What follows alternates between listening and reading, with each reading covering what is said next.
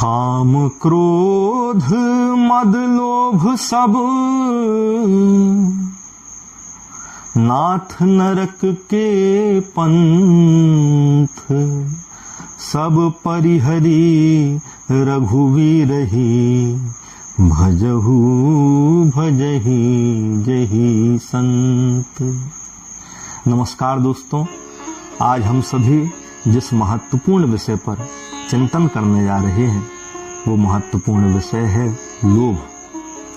हमारे धर्म ग्रंथ ये कहते हैं कि काम क्रोध और लोभ पर विजय प्राप्त किए बिना भगवत प्राप्ति संभव नहीं है।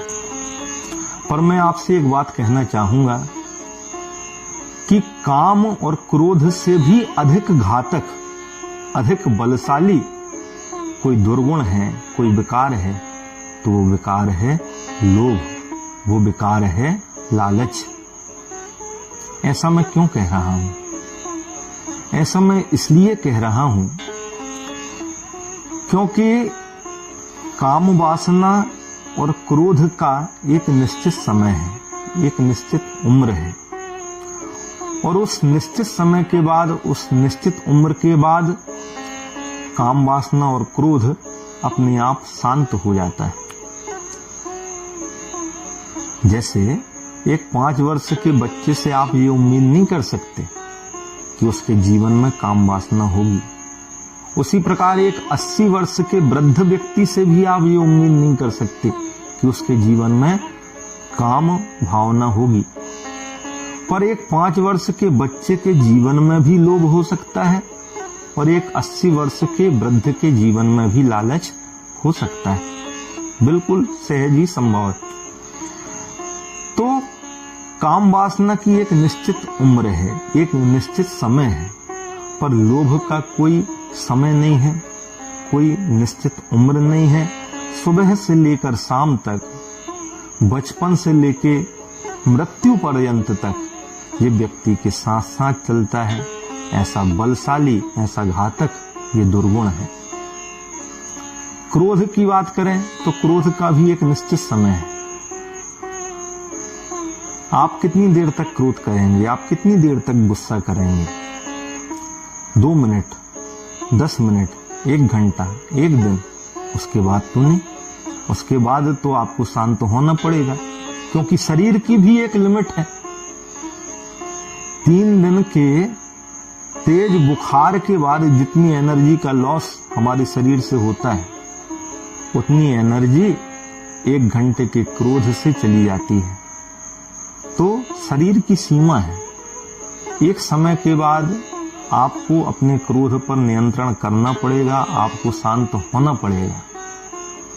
पर लोभ एक ऐसा विकार है जो जीवन पर्यंत आपके साथ चलता है। इसलिए मैं इसको अन्य विकारों से अधिक घातक मानता हूं, अन्य विकारों से अधिक बलशाली मानता हूं।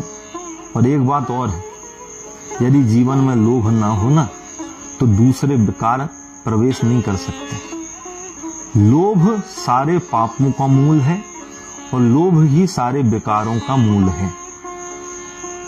यदि किसी सुंदर स्त्री का लोभ आपके जीवन में ना हो तो काम वासना कैसे प्रवेश करेगी? यदि आपकी कामनाओं में विक्षेप उत्पन्न ना हो तो क्रोध कैसे उत्पन्न होगा? कहने का तात्पर्य ये है कि लोभ ही एक ऐसा दुर्गुण है जो अन्य दुर्गुणों को, अन्य विकारों को आपके जीवन में प्रवेश कराता है। लोभ वास्तव में है क्या? प्रश्न ये उठता है कि लोभ वास्तव में है क्या? तो हमारे पास जो सुविधाएं पहले से मौजूद हैं, जो वस्तुएं पहले से मौजूद हैं, जब उनसे संतुष्ट ना होकर हम और अधिक वस्तुओं की और अधिक सुविधाओं की कामना अपने जीवन में करते हैं, तो समझिए कि हम लोभ का शिकार हो गए हैं, हम लालच का शिकार हो गए हैं। एक छोटे से उदाहरण से अपनी बात मैं रखना चाहूंगा कि एक गरीब आदमी जो किराए के मकान में रह रहा है, उसके हृदय में ये इच्छा जागृत होती है कि अब मुझे अपना निजी मकान बना लेना चाहिए। भले ही मकान 2 कमरे का हो पर हो तो अपना। और जब 2 कमरे का मकान वो बना लेता है तो फिर मन में ख्याल आता है कि अतिथि आते हैं, बच्चे बड़े हो रहे हैं, ज्यादा कमरे होना चाहिए मकान में। तो फिर 2 कमरे से 4 कमरे का मकान तैयार कर लेता है, 8 कमरे बनवा लेता है, 12 कमरे बनवा लेता है। पर लोभ और लालच यहीं शांत नहीं होता। फिर मन में विचार आता है कि अब टाइल्स लग जाना चाहिए, मार्बल लग जाना चाहिए, आधुनिक सुख सुविधाओं से सुसज्जित घर अब मुझे बनवाना है, बंगला बनवाना है। और जब बंगला बनवा लिया तो गाड़ी लाना है, फिर थोड़ी सी पद प्रतिष्ठा भी चाहिए, फिर थोड़ा सा वैभव भी चाहिए, धन संपत्ति भी चाहिए, जमीन जायदाद भी चाहिए। तो व्यक्ति का जो लोभ है वो निरंतर बढ़ता रहता है और लोभ का कोई अंत नहीं है। लियो टॉल्स्टॉय एक प्रसिद्ध रूसी लेखक हैं, 19वीं शताब्दी के, और मेरे फेवरेट लेखक हैं। मैं अक्सर उनकी कहानी अपनी कथाओं में बोलता हूँ, श्रोताओं को सुनाता हूँ। और एक कहानी जो बड़ी प्रसिद्ध है वो आज आपको सुना रहा हूँ। एक किसान जो बहुत गरीब था, 2-4 एकड़ भूमि में खेती करता था और उसके मन में ये इच्छा थी कि अब मैं बड़ा आदमी बन जाऊं। एक संत का आगमन उसके घर में होता है तो संत उससे कहते हैं कि भैया तुम 2-4 एकड़ भूमि में कृषि कर रहे हो, तुम साइबेरिया चले जाओ और वहां पर जमीन बड़ी सस्ती है, यहाँ की सारी जमीन जायदाद को बेचो और साइबेरिया में ज्यादा सी जमीन खरीद करके वहां खेती करो, जल्दी बड़े आदमी बन जाओगे। उस गरीब किसान को संत की ये बात अच्छी लगती है और वो साइबेरिया जाता है। साइबेरिया में बहुत से लोग उसका स्वागत करते हैं। वो उन लोगों से पूछता है कि भैया मैं जमीन खरीदने आया हूं, तो क्या जमीन यहां पर मिल जाएगी, मुझे खेती करना है। वो सारे लोग कहते हैं कि यहां से जहां तक तुम्हारी नजर जा रही है, जहां तक तुम देख पा रहे हो, वो सारी की सारी जगह, वो सारी की सारी जमीन तुम्हारी हो सकती है, पर उसके लिए तुम्हें एक काम करना पड़ेगा। किसान ने पूछा क्या काम करना पड़ेगा? तो उन लोगों ने कहा कि कल हम एक क्रीज बना देंगे, एक रेखा बना देंगे, उस क्रीज से तुमको चलना है और सूर्योदय से सूर्यास्त तक तुम जितनी जगह घेर लोगे वो सारी जगह तुम्हारी हो जाएगी। किसान सूर्योदय से अपनी यात्रा प्रारंभ करता है, एक क्रीज से चलना शुरू करता है और जब थोड़ा सा चलता है तो मन में एक बात आती है कि चलने से तो बहुत थोड़ी सी जमीन घेर पाऊंगा, फास्ट चलता हूं, तेज चलता हूं या दौड़ लगाता हूं। तो दौड़ना शुरू कर देता है। किसान सोचता है कि बस एक दिन तो दौड़ना है, उसके बाद सूर्यास्त के बाद तो बहुत सी जमीन हमारी हो जाएगी, बहुत सी भूमि हमारी हो जाएगी। अपने साथ जो भोजन रखे रहता है, जो जल रखे रहता है, उसको भी फेंक देता है क्योंकि वो भी एक बोझ लगने लगता है। तो ना तो भूख का उसको ध्यान है, ना प्यास का उसको ध्यान है, ना शरीर की थकावट का उसको ख्याल है। बस एक अंधी दौड़ में वो शामिल हो जाता है, दौड़ता जाता है, दौड़ता जाता है। और जब 12 बजते हैं तो सोचता है कि अब मुझे लौटना चाहिए क्योंकि प्रारंभिक बिंदु तक पहुंचना है। फिर सोचता है कि नहीं, थोड़ा और दौड़ लूं। तो 2 बजे तक वो दौड़ता है और जब 2 बजे तक खूब सारी जमीन पर कब्जा कर लेता है तो फिर लौटने की बारी आ जाती है और लौटने का प्रयास करता है। अपनी सारी शक्ति लगा करके, अपने प्राणों की शक्ति लगा करके वो जी जान से दौड़ता है और भागता चला जा रहा है। सूर्यास्त होने वाला है, उसके मन में सिर्फ एक विचार चल रहा है कि इस दौड़ को पूरा करने पर मैं सुखी हो जाऊंगा।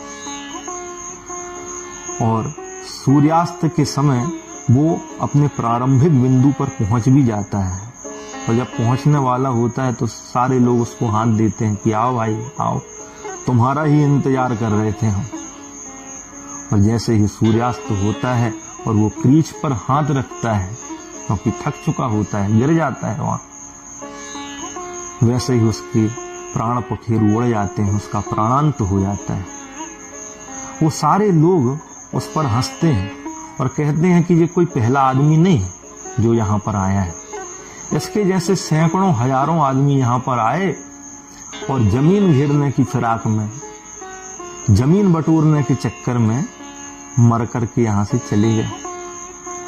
बंधुओं, ये उस किसान की कहानी नहीं है, बल्कि हमारी और आपकी कहानी है। हम भी एक अंधी दौड़ में शामिल हैं, और उस दौड़ में हम इसलिए शामिल हैं कि शायद उस दौड़ के बाद हमें शांति मिल जाएगी। हमें लगता है कि शायद शिक्षा प्राप्त करने के बाद हम सुखी हो जाएंगे, शायद नौकरी करने के बाद हम सुखी हो जाएंगे, शायद सुंदर पत्नी को पाने के बाद हम सुखी हो जाएंगे, शायद बंगला बनाने के बाद या गाड़ी लाने के बाद हम सुखी हो जाएंगे, शायद थोड़ी सी पद प्रतिष्ठा पाने के बाद हम सुखी हो जाएंगे। पर सुखी कभी हो नहीं पाते, और जीवन का सूर्यास्त हो जाता है, और हमारे जीवन का सूर्यास्त भी हो जाता है। हमारे प्राण निकल जाते हैं और सुख हमें कभी प्राप्त नहीं हो पाता। इसलिए हमारे भारतीय ऋषियों ने, हमारे भारतीय मनीषियों ने एक सिद्धांत दिया कि साईं इतना दीजिए जामे कुटुंब समाए, और मैं भी भूखा न रहूं साधु न भूखा जाए।